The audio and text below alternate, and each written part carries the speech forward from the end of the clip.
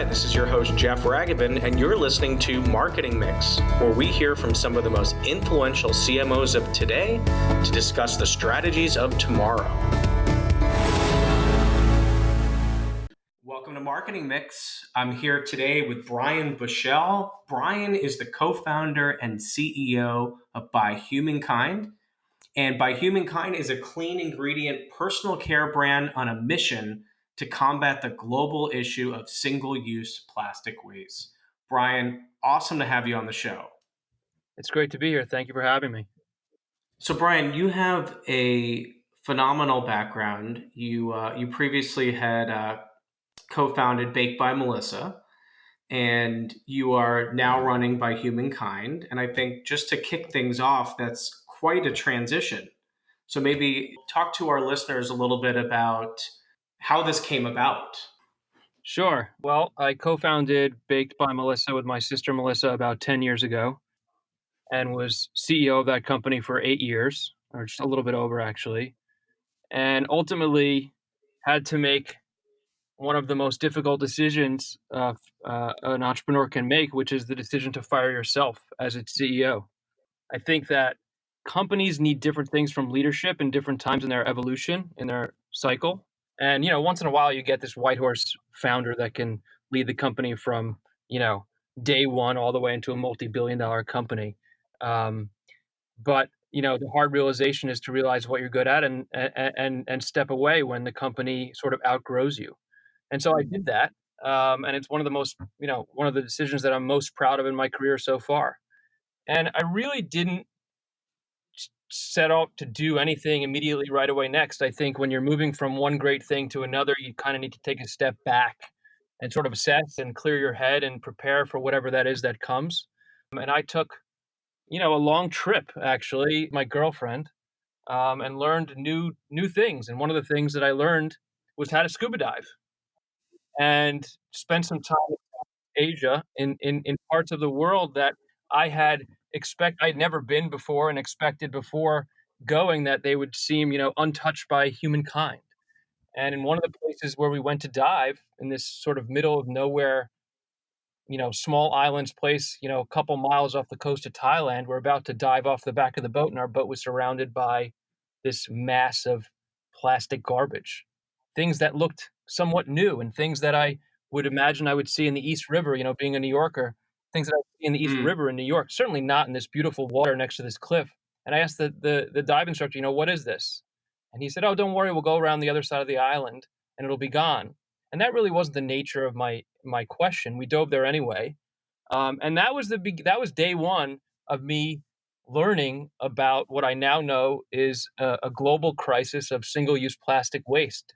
We as humankind are addicted to this material, and we need to get off it. So, Brian, when you were diving or you were about to dive, was it like a bunch of plastic, or was it like almost like an island of plastic? It literally looked to me like a garbage truck had backed up to the cliff over our head about 20 minutes before our boat arrived and dumped whatever Wow. they had in the water, and it was just floating around us. And if you would have spent 10 minutes there, you could have picked up 50 pieces of plastic easily. And was that the moment for you that you kind of went off in your head, like we have to do something?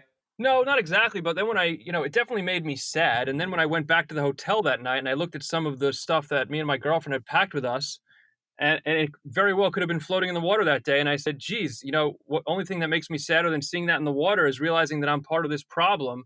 What can we do?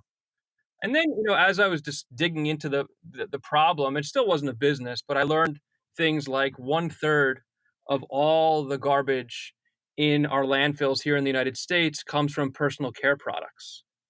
And I learned things like every single piece of plastic that, we've ever used, every piece of plastic that you've ever used in your life is still here on this planet in some form. It takes over 1,000 years for plastic to biodegrade. We don't even really know that for sure. We don't know it because plastic has only really been used in consumer packaging since around the time of World War II. So we don't really have that much history. So we think it lasts 1,000 years, but we don't have 1,000 years of history to know. And then when it does biodegrade, if it goes into the ocean, where so many metric tons, millions of metric tons are going to the ocean every year, And then when it does, turns into what we call microplastic, which is just very tiny pieces of plastic, which then our fish eat. And I love fish. And so when I look at the fish counter, I think a little bit differently. But it all starts with, finding a better way to package products that we use every day. Perfect. So I think that's a great segue. Tell us a little bit about what by Humankind is up to right now. Talk to us about the products. Talk to us about the vision of the company. By Humankind is, very simply a personal care brand on a mission to combat the global crisis of single-use plastic waste. And so we're eliminating single-use plastic waste in the products that we use every day in the morning in our morning routines. And we're building products that all of us use, not really specialty products. So we launched, you know, about we're very new. We launched about 4.5 months ago. Super exciting, and we launched with three product categories. In no particular order, we launched with mouthwash, deodorant, and shampoo, and each one of those products eliminates plastic in a different way. So mouthwash, we said, well, how could we eliminate the big plastic bottle from mouthwash? Well, what if we were to turn mouthwash into a little tiny tablet? So when you drop that little bit of tablet into a tiny bit of water, imagine like a mouthful size of water, it turns that little bit of water to mouthwash. What a great thing that would be. What an easy way to travel with, the product would be. We did that. For deodorant, we created a really cool refillable deodorant system, sort of like a paper pod deodorant, almost like a Keurig of deodorant. So, run out of deodorant, don't throw away the container, just refill it with another paper pod. That one eliminates 90% of the plastic waste typically associated with stick deodorants. And with shampoo, we said, similar to the mouthwash, we said, hey, how can we eliminate the big plastic bottle? And we weren't the first people to create it, but we created a really awesome shampoo bar that's super functional and outperforms, the product that you'd be used to using in your bathroom. And that's a real key thing for us because we don't think people are going to say, hey, I'm going to save the planet and I'm going to use eco products. No, people want products that work and outperform what they're currently using. And if it happens to save the planet in the process, that's how we're going to eliminate single use plastic waste. And that's what we're doing here. Yeah, I mean, I think we're already starting to see a lot of people kind of shifting their gears a little bit, even with single use plastics for waters, right? People are starting to use swell bottles and trying to find places where they can refill. So there's definitely a big movement happening, and people they want to save the planet, right?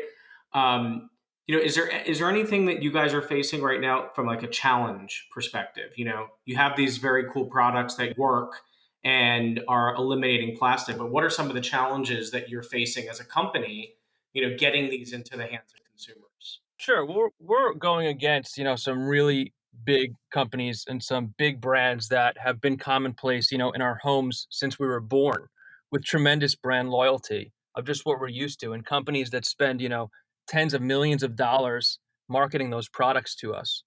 And so that's a real big challenge for us to sort of penetrate into those categories. One of the lessons that I think I learned at Baked by Melissa was just the real importance of form factor in a product.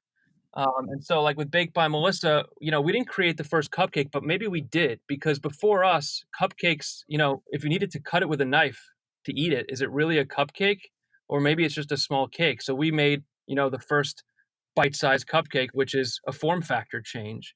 And so form factor really evokes a response like the mouthwash tablet. When you see a tablet drop in water and turn water to mouthwash, that creates attention. That's something people haven't seen before. And that really helps us to get attention, in the market, which has been a great product since launch. And then hopefully if people like one, they learn the others. But every day is a challenge. We're tiny compared to the other players in the space. Yeah. So, you were just talking about, going up against a lot of competition. Let's talk a little bit about, marketing strategy. Is there maybe a medium that's more powerful than others to really get the message out there about, the dangers of plastic waste and how to get consumers to really convert and change their consumption behaviors? It's a great question, and it's something that we're asking ourselves every day. And this conversation about single-use plastic penetrates so many different industries, everything from plastic straws and Starbucks to, obviously the plastic bags at the grocery store. And all these things sort of fit together. And people, as they let's use Instagram. The people you follow on Instagram are become your tribe, and as go about your day, different people are posting about different ways that they're, making a difference or reduce using less plastic. And the whole story sort of all those little pieces sort of fit together from the plastic side. And then, Instagram just as a whole from a visual perspective and showing the beauty of the product and not just the efficacy of the product, because I think more and more today than ever, we want to feel an emotional connection to all of the products we use. And the products we use in the bathroom are no different. Product categories that, maybe 10 years ago, you didn't really think much about, and they just served a function like deodorant. Oh, it's just deodorant. I put it on. I don't really think about it. I don't even know the brand I use. Today it's like, okay, well, what does that brand stand for? And so I don't know if it's really one specific marketing, channel as much as it is consistency of message across all channels. Yeah. I think plastic waste in general, obviously does require a lot of education for some people who don't know. I'm almost wondering for you guys, do you think that video could be more effective than even just images? Like showing footage of what's happening in our oceans to make an impact. Yes, absolutely, and it is terrible. And I think that we, walk this line between fear and inspiration, right? And you don't want to lead by fear or invite people to join you by fear. You should lead by inspiring people that they can be part of the solution. So it's really a fine line, and luckily or unluckily, there's a lot of that content already being made and being made every day about the problem. I mean, even as recently as Thursday, there's a great little pop up museum that opened in Soho near us in Manhattan, called the Museum of Plastic, which really digs into it focuses on water bottles, but really talks about the material and its overuse and our addiction to it, and it provides some solutions for what we can do as it applies to water specifically. But these things are happening all over the world every day. For sure. So, I'm trying to, I'm thinking back at some of our past guests. We've, in the last month or so, we've had some pretty amazing folks come on board in kind of similar categories. So we had Impossible Foods, we had Seventh Generation, like they've come on, they really talk about, the impact that they're making. And I'm just thinking, do you think that your brand and even brands in general, they're the ones that are really, going to be continuing to drive the forces behind helping environmental problems? Like, are they the ones that are really going to be the big tentpole folks out there, and then the consumers are going to follow, or is it the other way around? That's a great question. I think that if it's happening in the right way, it becomes a conversation. A brand comes out with a product that is in a direction. Hopefully, it's got a sustainable approach, and customers like it or they don't like it. If they like it, what do they like about it? And then the V2 of that product sort of focuses on that, and it works in a very iterative way in that direction. And luckily, we're in a time where things just move so fast. Like and prototyping could happen through 3D printers as an example, whereas 20 years ago, you needed to make molds, and that took so much time, and so speed to market is increased, and information travels back and forth between brand and consumer.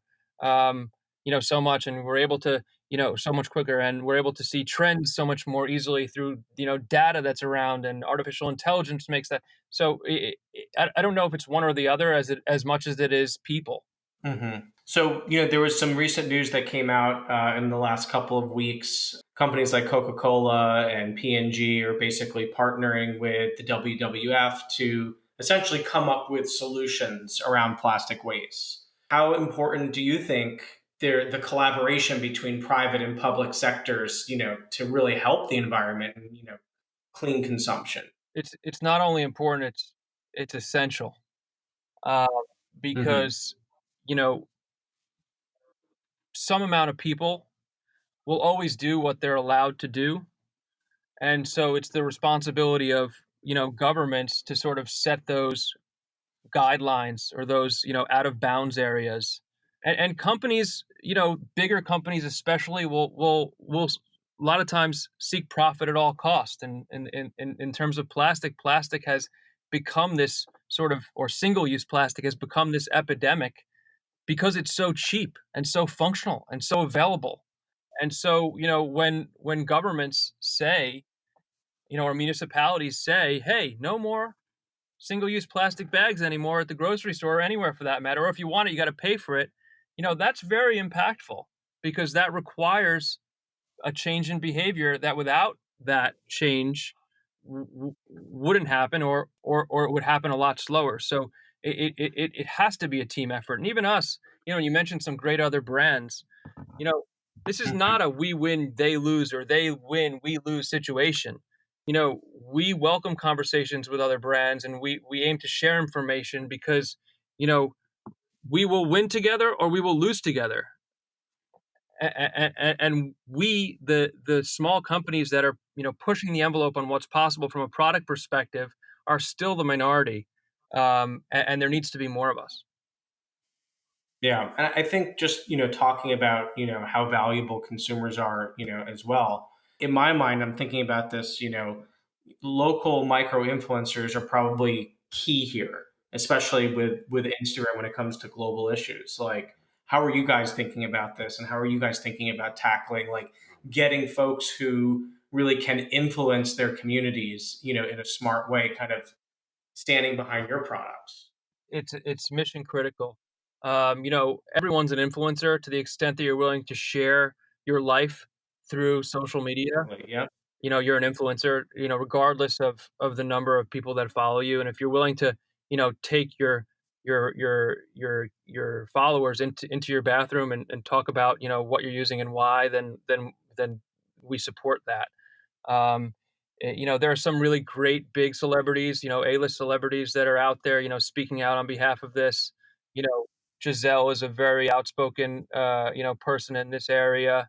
Adrian Grenier is very outspoken in this area, and more so every day.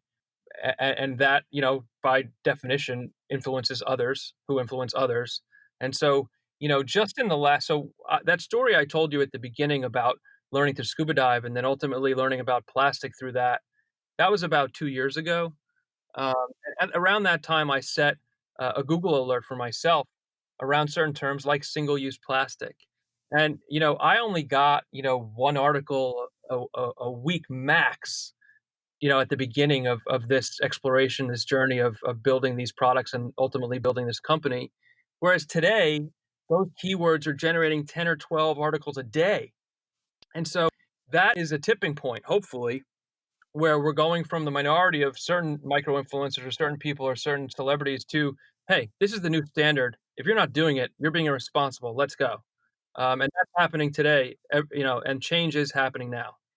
Well, I think this is fantastic, and you're building a business and you're doing good at the same time. We hope so, and we're our challenge now is to continue to build, more product that fits this bold mission of ours, which is to combat this global crisis of single-use plastic, you know, through products we use every day in our bathroom. So we call this show Marketing Mix just because we talk about not only amazing companies, amazing founders, amazing marketers, but we also like to ask a little bit of we call it marketing mix, right? Different questions about life. So I have a couple for you outside of what you're doing for work. And just to kind of think where you're thinking here. But if you had to pick a soundtrack for your life, what would it be? Forrest Gump, if I'm lucky. Okay. Well, it's funny because And we just did a why? photo shoot last week, and first of all, I love that movie. I think it's one of the greatest of all time. And we're sitting there in this dark room, shooting for like what ended up being 12 hours. And at one point, the Forrest Gump soundtrack comes on, and I like, you know, automatically smile. But I think like you need first of all, Forrest Gump was a genius, right? But he was also not, obviously. Mhm. But he just was very open, right? And didn't come into any situation with any preconceived notions of why it won't work. And I think that's really key to entrepreneurship. And I think that's why a lot of, first time founders succeed where, people in that industry might never have tried because that just doesn't work. That's silly. Some people call that beginner's luck, you know, other people call it just thinking open. But, and also I just love all the songs in Forrest Gump. Yeah, they are really good songs for sure. Okay, so if you if you could know the absolute truth to one question, what question would you ask? The date that I will die. Yes, I would love to know that Really? because I think that makes everything much lighter. Hmm. That's I never thought about that. That's yeah. I mean, what if it was just like what if it like you have Right, 2 exactly. Wouldn't weeks? you wouldn't you Like, wouldn't that information be so meaningful in how you spend each moment of each day in that time? I just think that that knowledge would open up something that without that fact is impossible to unlock. scary too. But yeah, I guess. I mean, I guess you would really kind of cherish every single moment that you have left and you know exactly how much time you have left to do what you need Or to just make sure that you prioritize things with the ultimate timeline top of mind. I think it would change everybody's life, like totally. Okay, last question. If you had to pick an actor to play you in a movie about your life, who would be in it? Oh gosh. I know these are tough, right? Because you got to like really think on your feet. Michael Rappaport. Interesting. And so, why Michael? Because he is a little dark, a very different from the rest. Not afraid Yeah, I mean, he's kind of a funny guy, right? Like very, he's very funny, I think. Um, yeah. and not afraid to speak his mind, maybe a little bit on the extreme side, but, really truly not afraid to speak his mind. Um, and maybe even a little bit of an outcast, and he knows it. And so, that I identify with all those things. All right, good answer. Good answer. Well, these were solid. These were tough questions, and I think you provided some really solid answers. So, Brian, before we go, I think as you've kind of built, very different companies in, your previous life and in a very different company now, any quick advice for maybe a new entrepreneur that's out there building something or coming up with a new idea? Yes, number 1 is listen.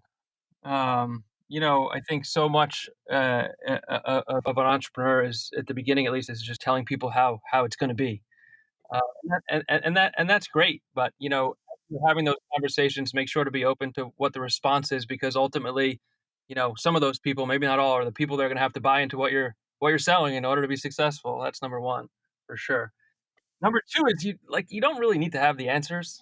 Some of the greatest entrepreneurs that I know are not afraid to say these famous words, "I don't know that, but I'm gonna go out and Hmm. figure that out. Let's talk in a few days," or whatever the timeline is. Like, "I don't know" is okay. I say that every Good. day. You're I terrific. don't know. I try to say that more.